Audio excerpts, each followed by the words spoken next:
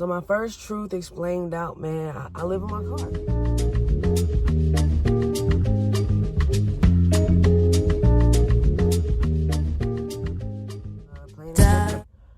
About a year ago now, it's been a year ago.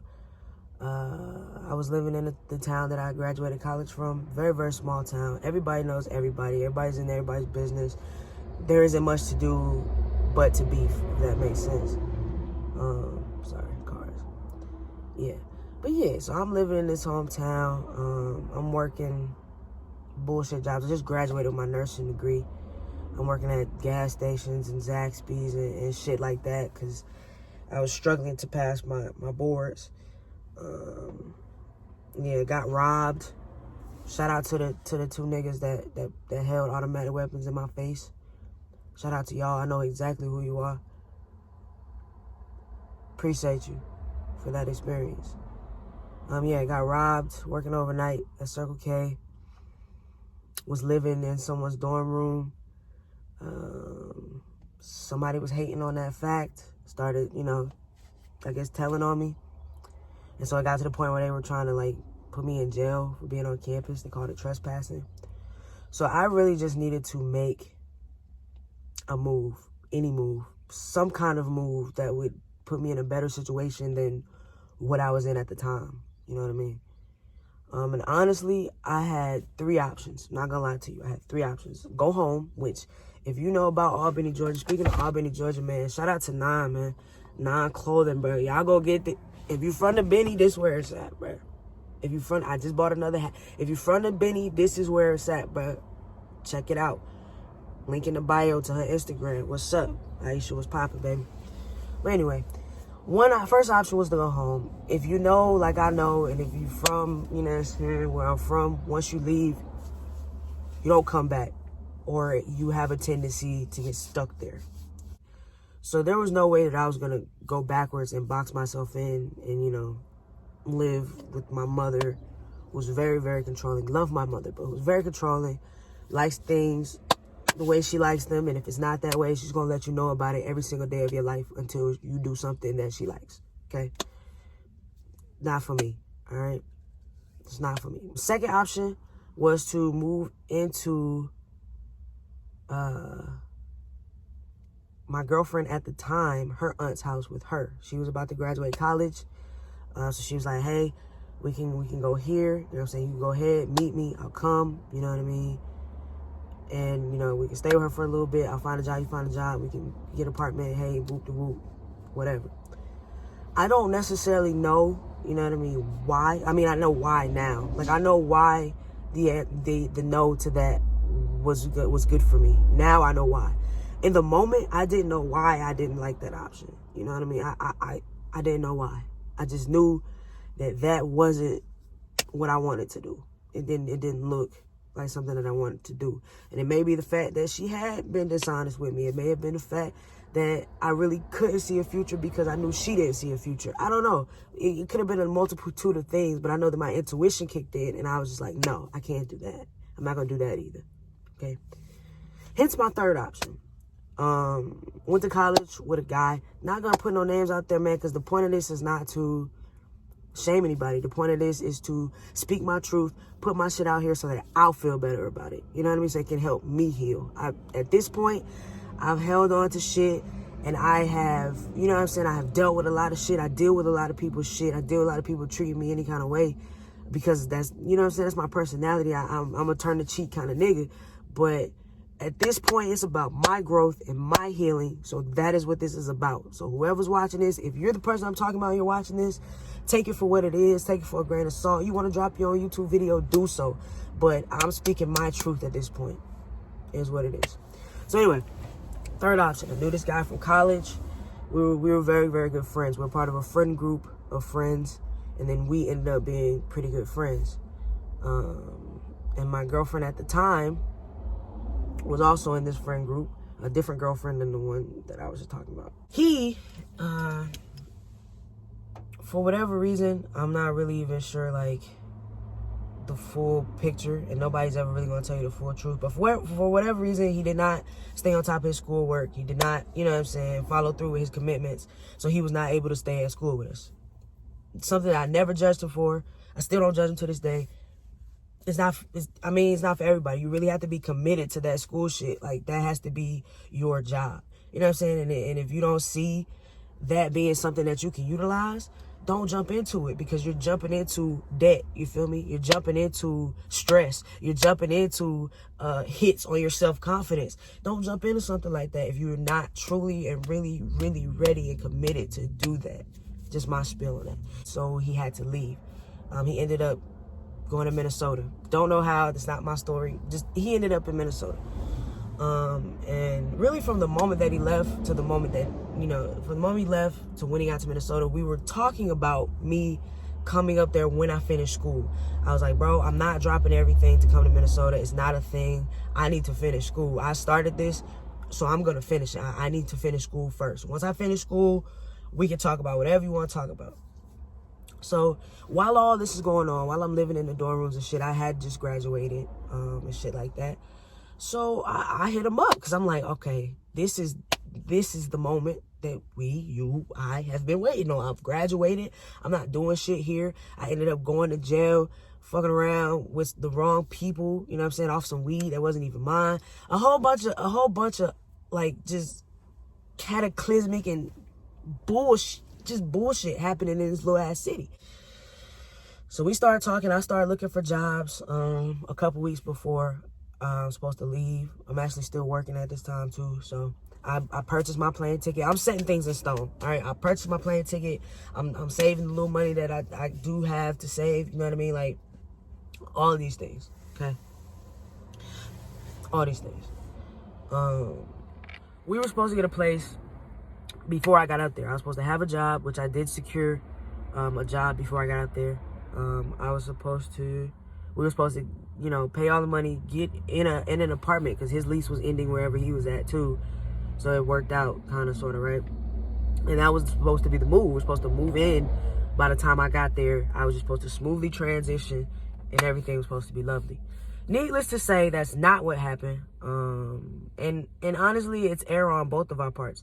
I wasn't necessarily financially ready, honestly. I was just making rash decisions because the situation I was in was very, very rocky, and I am very hot. I needed to get out. So financially, I don't think I was in a position to really move, but I needed to get out. And he just wasn't responsible. Like, it's just not, right? So he, of course, wasn't ready either. So I get there, and I'm sleeping on somebody's couch, just his roommate's couch or whatever. Like, they had a couch. I was like, I'm on the couch. You feel me? And when I get to the house, I sense animosity, and I sense like tension aimed at me, but I'm not understanding why. I'm not getting it. You know what I mean? I'm just trying not to step on toes. I'm just living in somebody's house on their couch for a couple weeks. Like, this is me. You know what I mean? I'm very, very, very soft spoken when I'm not on camera. You know what I'm saying? So I'm just chilling at this point. But there was a lot of animosity, and I found out because they didn't really even know that I was coming to sleep on their couch. So it was like a surprise, like, hey, it's a nigga sleeping on your couch. Happy birthday. But to my knowledge, everything was set, everything was squared. They knew I was coming. They knew I was sleeping on the couch, etc., etc. Fast forward, my friend is dating a woman at the time. Fast forward, we all get a place together. Now, I put maybe $300-$400 down on the security deposit. That's maybe $300-$400, somewhere in there. And they did do the rest. I think it was like, I want to say it's like $1,500 and all that we had to really like put down, somewhere around it. So we ended up all moving into a spot. Now, mind you, the girl that moves in with us is not on the lease. It's just me and him. She's just there. She just put money up for the security deposit. She's just there at this point. This is the same girl that he was just telling me, you know, a couple weeks ago while we were sleeping on the couch and shit, that he just didn't think she was it. She didn't get it. She wasn't the one, you know what I'm saying? But we just moved in with her. So okay, so everything's smooth at first, you know what I'm saying? Everything's smooth at first. And then I don't know if she felt threatened. I don't know if she felt uncomfortable because I did know him and know him kind of well, and I've known him for a minute. And don't let these women fool you, man. They're insecure about these studs too, because these niggas out here just doing anything these days. So don't let these women fool you. They be insecure about all this shit, because that's the only thing I can think that would make her act the way she started to act. So yeah, she started to get a little, you know, about the situation, and it turns like it starts turning into, I can't even get peace in my own house because I'm tiptoeing around her. You know what I mean? That my name is on. You know what I'm saying? This is going on for a month, maybe 2. So I sit down with him. I'm like, bro, listen, I don't care. You know what I'm saying? Whatever, you do you. But this is my house. My name's on this bitch. You know what I'm saying? The bills come to me. And I deserve peace in my shit, bro. Like, if we can't figure it out, what's up? Like, because I'm not going to come home every day to animosity. Like, it's not a thing. Again, fast forward. They ended up breaking up anyway. She bought us hella shit, man. There were dishes in there that were hers. Hella food in there that she just left. All the stuff she just left when they broke up. Like, so we were straight. Thank you to you, baby, for not being a dick about it, because you could have been. I appreciate you. I don't know about him. I appreciate you. But yeah, she left pots, pans, food.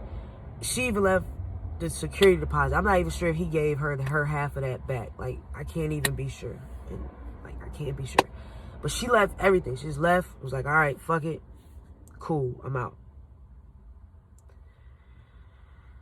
We in this bitch for a couple months, man.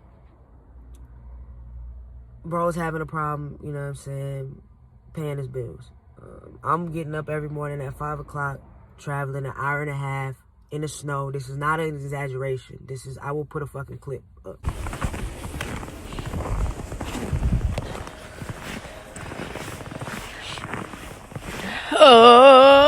But this is not an exaggeration.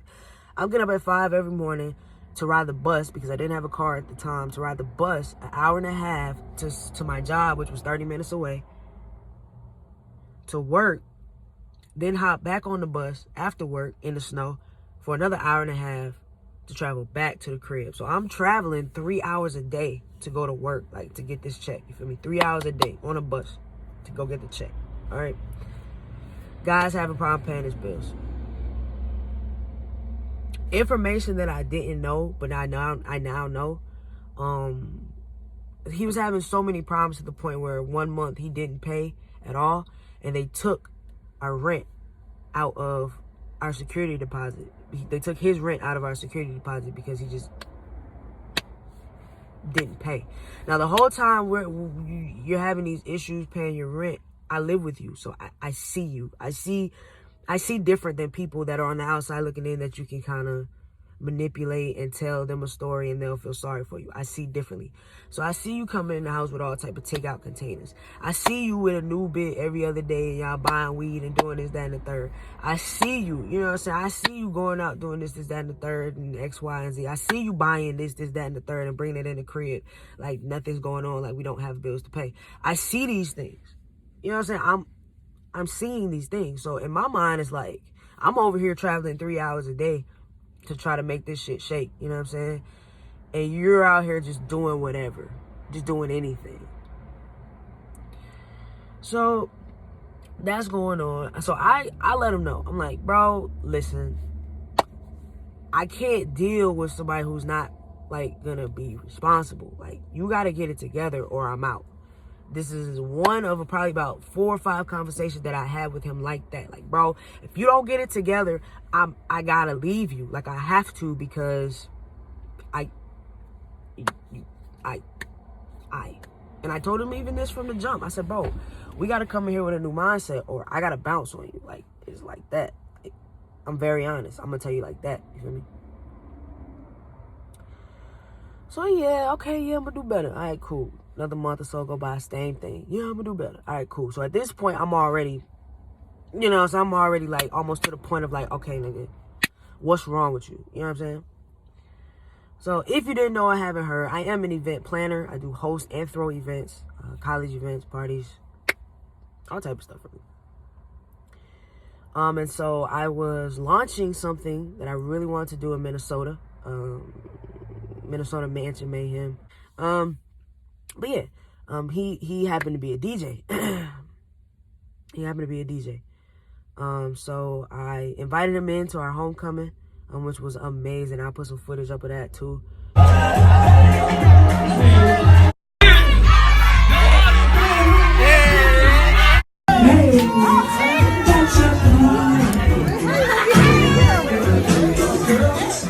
Because like I said, I throw parties. So I know, you know what I'm saying, when to bring somebody in and when they're going to get that love. So I let him in on that. He didn't have to really pay for shit. I had somewhere for him to stay, something for him to eat.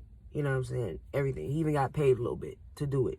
Mind you, this is his first DJing gig, period, poop. Like, he's never done this before, and he got all of this. Comment down below if you're a DJ, what you got your first time you ever DJ anything. Comment down below. I want to see, did I overextend myself? Did I give too much? Comment down below what you got when you first started DJing. But, yeah, so I put them on like that, and then I put them on